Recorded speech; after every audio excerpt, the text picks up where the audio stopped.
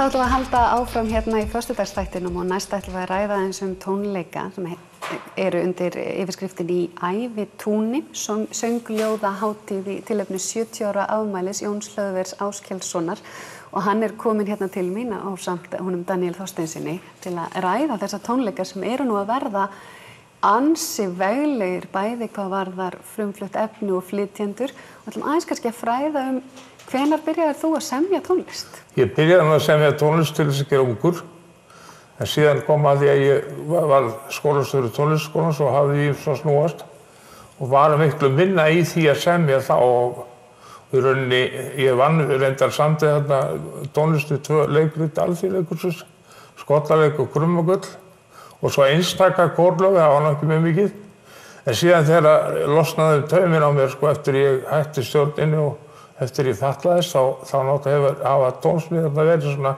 þetta stóru þáttunum í lífi mínu og má segja eiginlega kannski að söngljóðin sem ég hef verið að vinna í núna, það sé eiginlega það sem svona stendur upp úr af því sem ég hef verið að vinna á síðustu, já ég má segja alveg frá 89 þegar ég fatlaðist, ég fór þá að vinna í söngljóðum.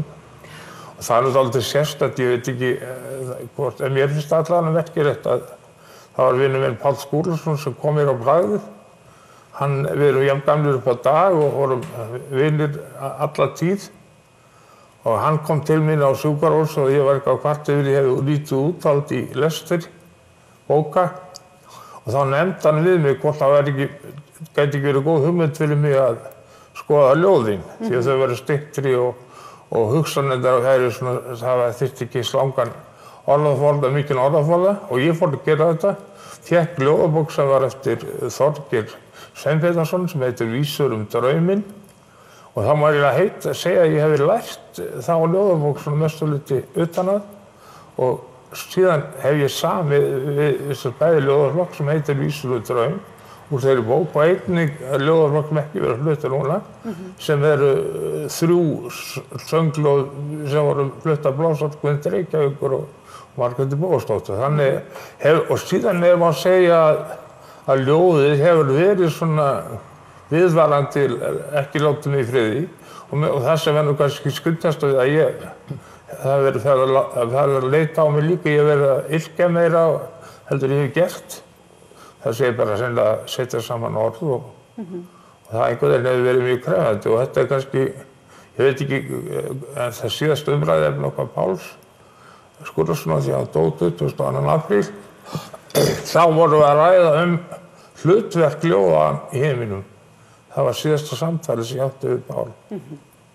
En það gæti nú verið að sumir sem lenda í svona áfalli eins og þú gerir þarna 89 að hreinlega myndi bara gefast upp á öllu en þarna grípuru í þetta og margir sem ég hef heyrt sem dást að því sem að þú hefur gert í rauninni síðan þá vegna þess að þetta var ekki einfalt mál allt saman. Já, ég held í rauninni, það einhver fítón í okkur sem ekkert verið tekin, þó að maður sé gerður á mann aðgerðir og það svolítið misjafnt frá manni til mann, sumir fítónar eru ákvæðnari og ég hafði einhvern veginn þennan vilja alveg frá byrjun að ég ætlaði ekki að gefa mig og ég held að það náttúrulega auðvitað verið ýmislegt sem var mótlæti en svo var líka heilmikið meðlæti því að það náttúrulega alveg óstegjanlega margt sem maður hefur gerst í lífi mínu sem fatlast einstaklis og sem jákvætt. Þannig að þetta að geta litið og gert jákvætt úr því sem kannski öðrum neikvætt, það að segja að hafa glasið hálf fullt en ekki hálf tómt. Það einhver hlutur sem maður verður bara að gera, annars gengur þetta ekki. Nákvæmlega. Og Daníel, núna eru þessi tónleikar framöndan með þessum söngljóðum hans. Segðu okkur kannski aðeins frá tónleikunum sjálfum, flytjendum og verkum. Já, flytjendur það eru 6 söngvarar sem koma að þessu. Það hún Hulda Björk Garðarsdóttir, Kristinn Sigmundsson, Michael Jón Clark, Margrét Bóasdóttir, Þórhildur Örvarsdóttir og Sigrún Arngrímsdóttir. Og síðan og það okkur sérstakur heiður að fá hann Jónas Ingimundarson með okkur, píanóleikara. Hann mun leika leika þarna í að minnsta kosti einu verki með okkur og þetta búið að vera mikið ævintýri að fara í gegnum söngljóðin hans Jóns Löðers. Þetta ég kynntist þeim fyrir nokkuð mörgum árum síðan fyrst og þá svona fór ég að átta mig á því hvað í raun og veru hvað þetta mikilvægt innlegg í íslenska söngljóðahefð sem að hér á sér stað. Ég veit ekki hvort að fólk gerir sig grein fyrir því almennt og söngljóðið það margt mjög persónlegt, kannski persónlegasta formið vegna þess að tónskáldið það þarf jú að finna ljóð og það ekki sama hvaða ljóð það þarf að vera ljóð sem tala til tónskáldsins og í raun og veru opnar æðina og að mínum mati þá þessi ljóð afar persónuleg og mjög falleg. Ég nýt þess að flytja því, sannarlega. Og þetta einvala lið sem þarna með? Þetta einvala lið og náttúrulega það spillir ekki fyrir. Það alltaf gott að vera að vinna með góðu fólki og frábærum listamönnum. Það hlýtur að vera, Jón Hlöður, yndislegt að sjá hvað margir eru að fara að flytja þín verk. Já. Það alveg ótrúlegt sko. Ég einlega má ekki til, ég orðið svo fullur áhuga, mér finnst einlega þetta gerast á morgun en málið það að þessi flytjendur, þeir hafa gefið mér mikinn kraft vegna þess að það svo mikið jákvæðni sem þau flytja með sér og ég að vona að þessi jákvæðni verði líka á tónleikunum og fólk upplifa hana þannig. Það sko, og ég vil nú aðeins gera að því að við erum að tala 70 afmæli og hugsa menn sér já, hann 70 kallinn, nú hann konar eftirlaun svona, en listamaður fer aldrei eftir henni sko. Það bara ekki til í dæminu, maður breytist ekki tónskáld í eftirlaunamann og ég þarf ekki að neinar áhyggjur af því að ég hef nóg fyrir stafni í samvætti tónlistina og það engin tíma að breyta því sko.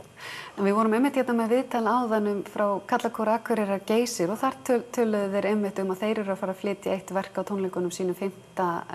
júní eftir pabba þinn, Áskil Jónsson sem var líka tónskáld og organisti. Rimlendinguna. Þannig var þú hlýtur að hafa kannski fengið eitthvað. Já, auðvitað, sko, maður fór sem krakki mikið á Karlakórsæfingar og ég lenti nú í því að taka við Karlakórnum þegar ég kom hingað til Akureyrar fyrst. Það reyndar vorum við ekki lengi saman, það nú svona saga segir frá því að mér fjallaði mjög ágætlega og ég hef alltaf verið svolítið veikur fyrir fallegum Karlakórsöng. Það kannski stundu sem ég hef verið svolítið kritískur á með í vandans aðeins meira í þessu gera. En pabbiðinn hlýtur að hafa verið innblástur fyrir þig sem tónskáld. Já. Hann var alltaf, og það sem ég man mest eftir, hann satt oft við hljóðfæri og var svona bara að spila eitthvað sem kom upp í hugann og það var ekki eftir neinum ákveðnum, einhverjum ákveðnum leiðum, hann svona bara flæddi svona, það var svona skemmtilegt. Áður en ég sleppi ættfræðinni, þá var náttúrulega bróðir þinn í Hallgrímskirkjunni. Já. Hörður svo með spilar á þetta stærsta orgel okkar og það yndislegt að eiga möguleika að fá verk flutt á það orgel. Ég fékk einmitt við útúr Páls, þá fékk ég verkið mitt Búlandstind sem var alveg nýtt, sem var samið í minningu Pálsvinar míns. Og það hafði áhrif á fólk og ég fann það og það var með mikið gleði að gert það. Ég get allavega staðfest það þegar við höfum nú verið í nokkrum veislum saman að það mikil tónlist þegar þessi ætt kemur saman. Já. En að lokum, Daniel, miðasala og ekki að gera hvetja fólk til þess að mæta og taka þátt í þessu? Jú, ég vil gera það, ég vil hvetja fólk til þess að koma því að þetta einstakur viðburður fyrir margar hlutasakir og þarna verður mikið af fallegri tónlist, fallegum sönglögum, fallegum röddum Þetta verður dálítið langt. Ég var nú hugsa að breiða út alla nóturnar og mæla þetta í metrum. Ég seti yfir svona hátt í hálfu kílómetri. Já, af nótum. Af nótum. Það er rétt að taka það eru 2 hlýhe, þannig að fólk viti það. Já. Yndislegt og miðasannlegur á menningarhús.is. Kæra þakkir fyrir komuna, báðir tveir. Takk fyrir kærlega. Við ætlum að halda áfram í föstudagsþættinum eftir augnablik.